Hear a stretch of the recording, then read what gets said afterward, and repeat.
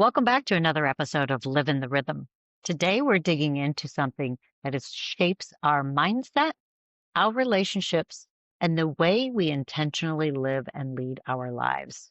It's the words that we use and we choose. They're so powerful. My hope is that this episode will give you a few small shifts that you can use right away to help you have more ease, intention, and alignment in your life. So if you're ready, let's jump right in. We are more connected these days than we have ever been before with all this technology. Yet there are so many people walking around feeling more and more invisible than they ever have. A lot of loneliness as well. It's so interesting because even though we are super uber connected, the humanity, we're craving human connection. I remember my youngest son, Gunnar, we were driving in the car. This was years ago when he first got a cell phone and the phone was beeping. And I'm like, what is beeping back and forth and back and forth? Finally, I turned to him and was like, Gunnar, what are you doing? He says, well, I'm having a conversation with somebody. I'm like, what do you mean? I have this rule where if it took through more than 3 texts back and forth, pick up the phone. You can get so much more done in less time if you just pick up the phone and have a conversation. So I said, call this person. And he was like, Mom, I don't know what to say. It's like, what are you texting? The sad part is that this generation where we're uber connected, it's too easy for us to hide behind technology and lose the most important things in our lives, which is human connection, relationships, speaking to one another and having deep, meaningful conversations. Our words, they dictate our actions because what we think about, we actually bring about. We'll speak about it. And that's for the good or the bad. Our words that we use, we actually speak and live into them. And even Proverbs 18:21 says, life and death are in the power of the tongue. So what are we speaking out?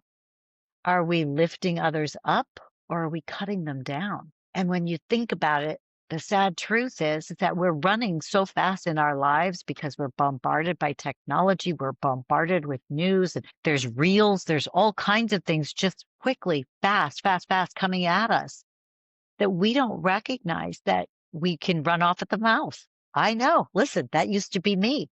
I had the gift to gab and I was a quick wit and always had some sort of comeback. But the problem with that is that it's like, are we being intentional? Are we being purposeful? Are we being thoughtful with our words? If you've ever been on the receiving end of vicious words, you know how debilitating and crushing they can be. I know I certainly can't be the only one, but I'll tell you that our brains, they magnify negative words and negative thoughts 3 times as much as positive. So can you imagine the damage that we do to ourselves and others with negative talk, with negative words? On the other hand, you never know the power of one uplifting comment. Just the other night, I ran into a friend of mine who I hadn't seen in a couple of months. And when we last saw one another, she was navigating through some really difficult challenges in her life. But when I saw her the other night, I was like, wow, she's like a whole different person. I said, Lauren, you look so light and bright and what a beautiful, bright smile tonight. And I didn't realize what a difference that made in her night, in her life until the next day. I woke up to a text that said, thank you so much. You sure know how to make a girl feel good. But I'll tell you, it wasn't always like that. I wasn't always quick to give compliments. So when you go to Starbucks or wherever you go for your barista and you see somebody who is being kind to you or being kind to someone else or like the way they look, compliment them. Compliment them. You have no idea what it could do for their day. I wasn't always like that. I have 4 siblings, grew up in a household with lots of personalities, and we never spoke, I love you. That wasn't, to my recollection, that was never spoken in my house until many of us went off to college. And then we started saying that to our mom and dad. But growing up, there was lots of teasing, picking, poking, jabbing, all disguised as affection. And I thought that was normal. But what happened is like that was a lot of judgment in our house, a lot of finding and calling out things that weren't so good, things that we felt were wrong with us, which is crazy. But I do recall at one point, my mother had said, there's five of you and one of me. I can't have five big heads of ego. You'd never be able to walk through the door. I don't, like I couldn't have that. She did the best she could with what she had. But when looking back on it, instead, it was like leaning too far the other way, is holding people down, shrinking them, keeping them small.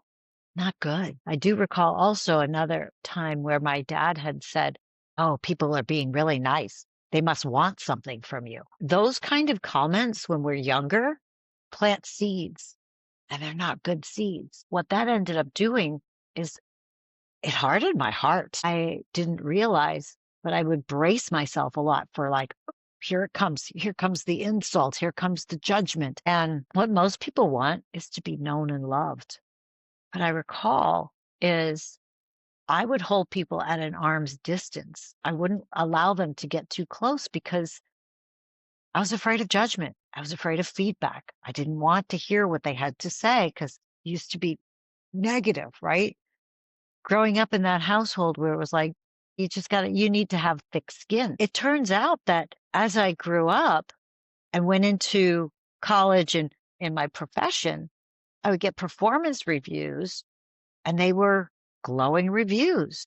And I'd be suspicious going, wait a second, like the negativity is going to come any moment now. Just brace yourself for it. And I didn't realize, but I had this negativity, this bracing myself. I didn't know how to accept a compliment because I was very suspicious of it because we didn't really have them growing up. And interestingly enough, as I mentioned, we don't say I love you is when I got married, I felt uncomfortable even to say that to my husband. Instead, I would say illy, I-L-Y.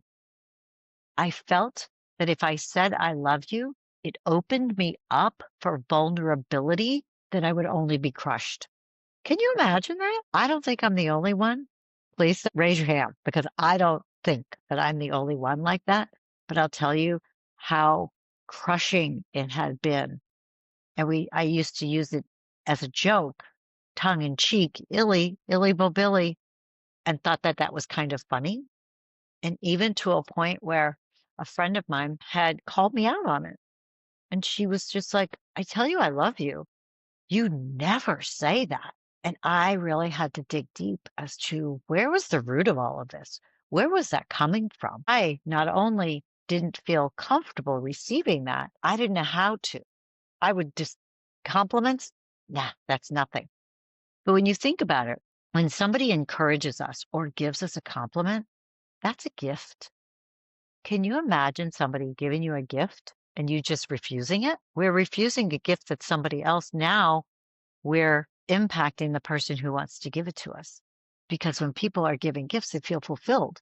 So who are we to deny somebody from that fulfillment? It's nuts when you think about it. So I would ask you, how do you feel? How are you? Are you comfortable, uncomfortable receiving compliments, receiving encouragement? Here's a shift that I had to have. When somebody gives me a compliment, I had to pause, take a deep breath, embody it, and receive it fully and know that I'm worth it. And then say, thank you. Thank you. Thank you. Because we're worthy of it. We've got to find out what's holding us back.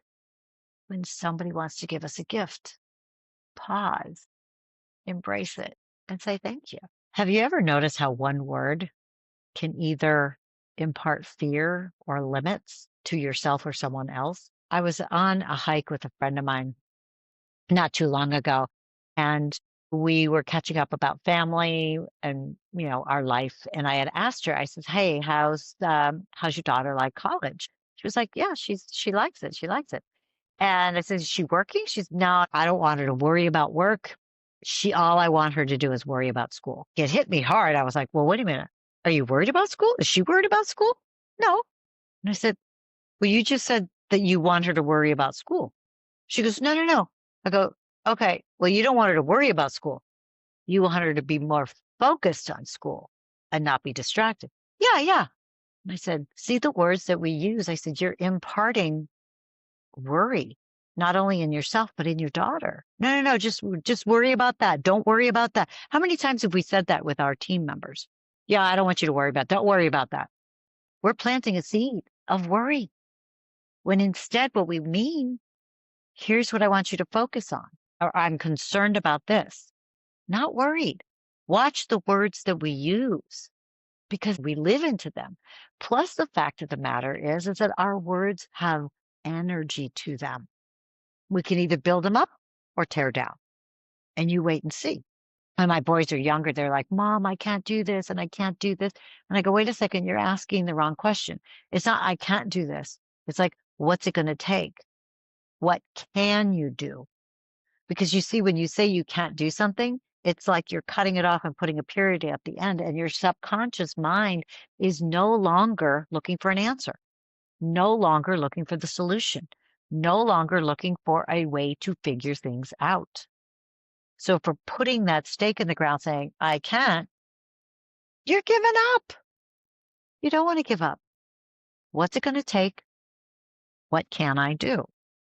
The other thing we talked about is worries. I have a lot of friends from Australia, and I've also noticed that, oh, no worries, mate, or no worries seems to be sort of a flippant comment these days. Hey, thanks for this. Oh, sorry about that. Oh, no worries. We could either say, hey, my pleasure.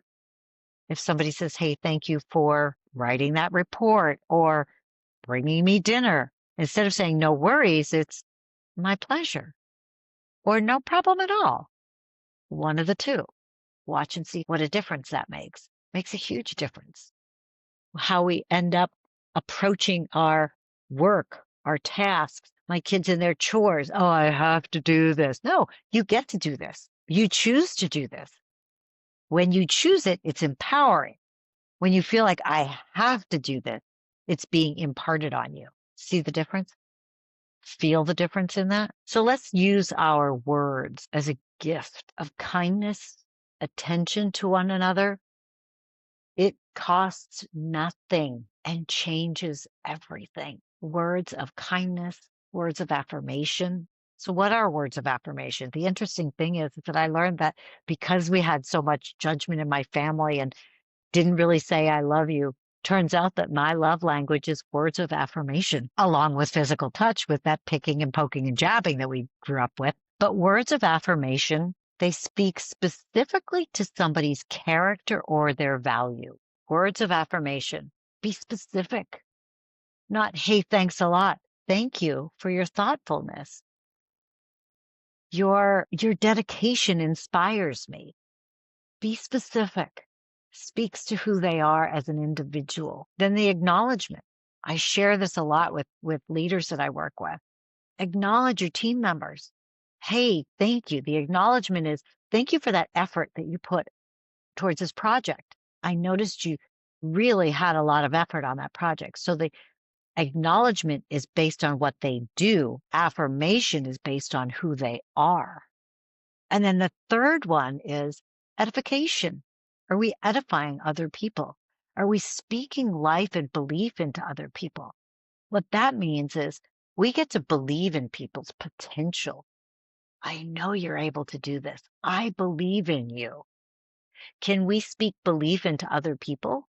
Sometimes I needed to borrow other people's belief in me until I believed it myself. I'll never forget one time I was going through some really challenging times in my life, and somebody spoke a word to me and said, I believe in you. I didn't realize that cut to my soul. It brought tears to my eyes that somebody actually believed in me. I had tears. I couldn't believe. And I was like, what the heck just happened?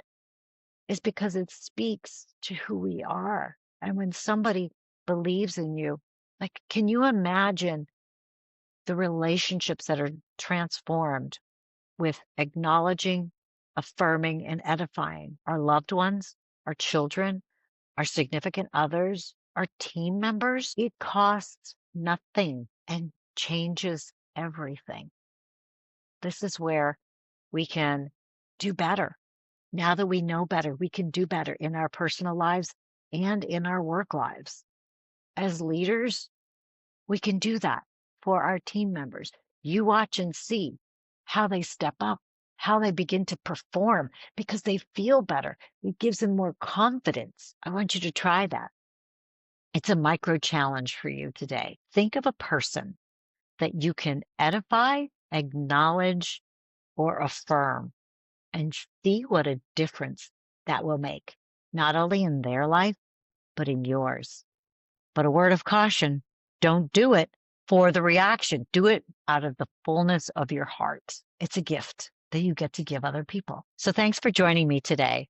And if something sparked an insight for you, share it, or nudged you into taking action, do it.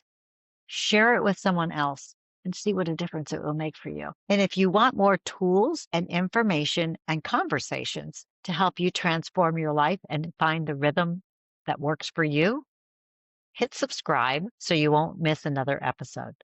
Till next time, thanks for joining.